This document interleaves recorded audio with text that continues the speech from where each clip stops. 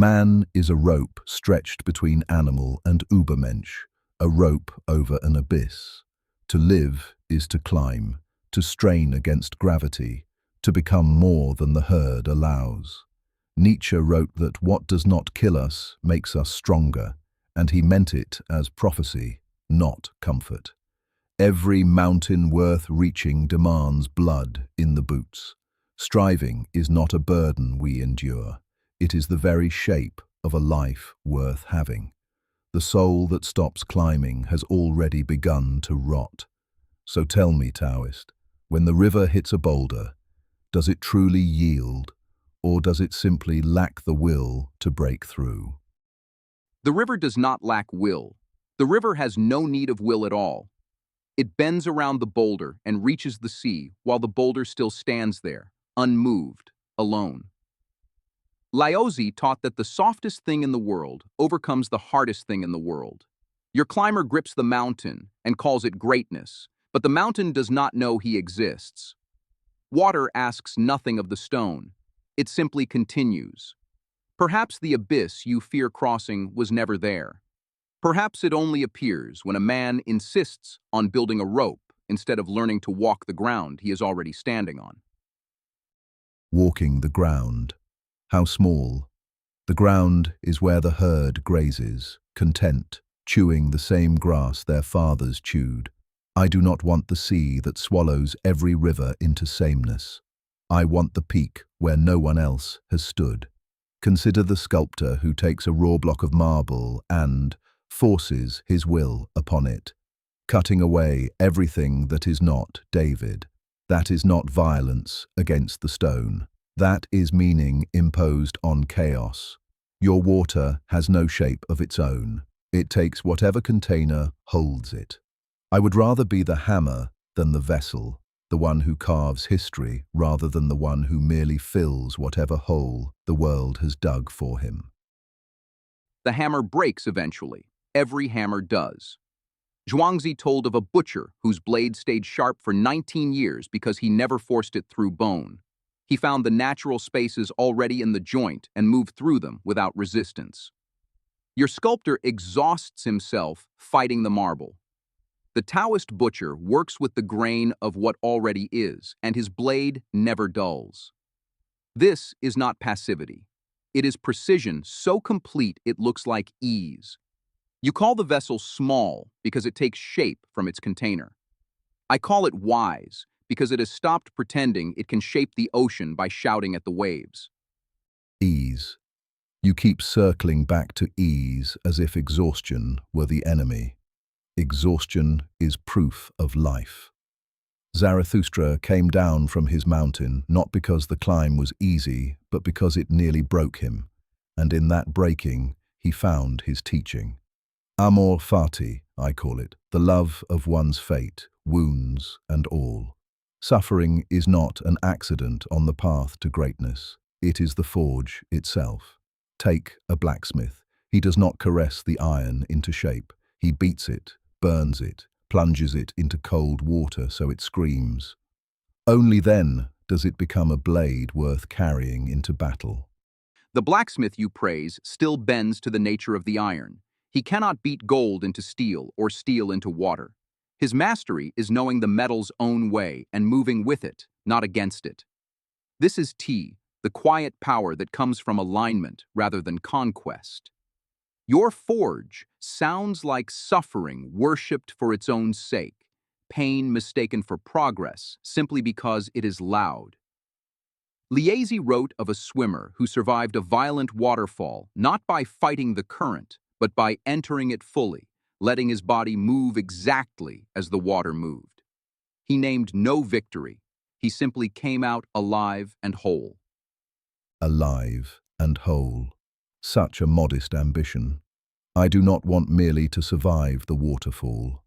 I want to be the one who names it afterward, who turns the terror into a story others will tell for centuries.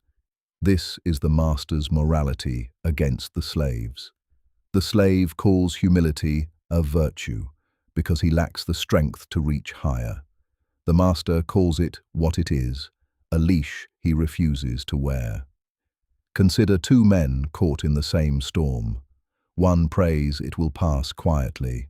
The other builds his ship stronger because of it and sails through the next storm without fear at all.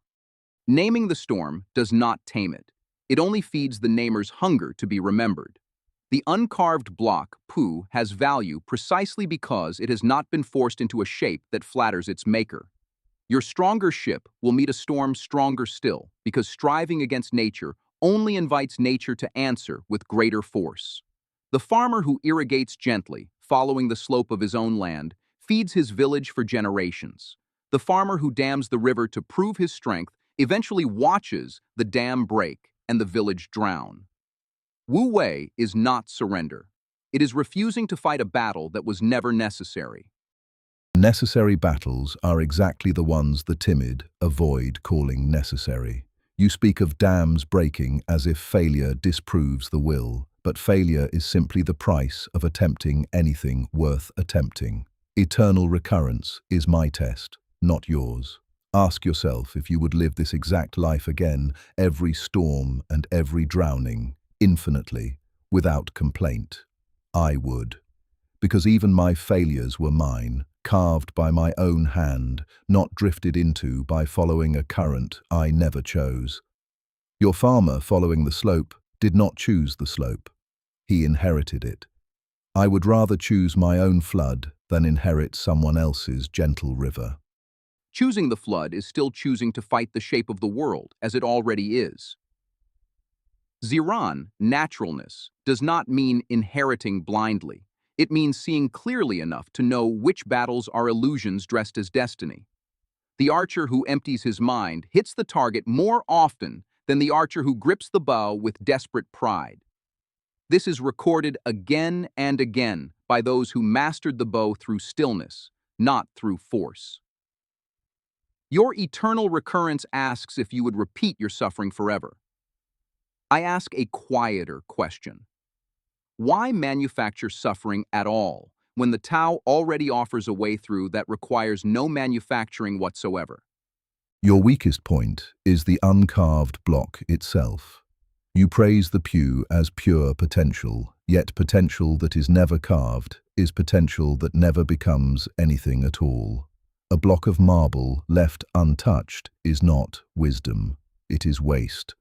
You call this naturalness, but nature itself carves constantly, through erosion, through predation, through the raw violence of evolution shaping every creature that has ever lived.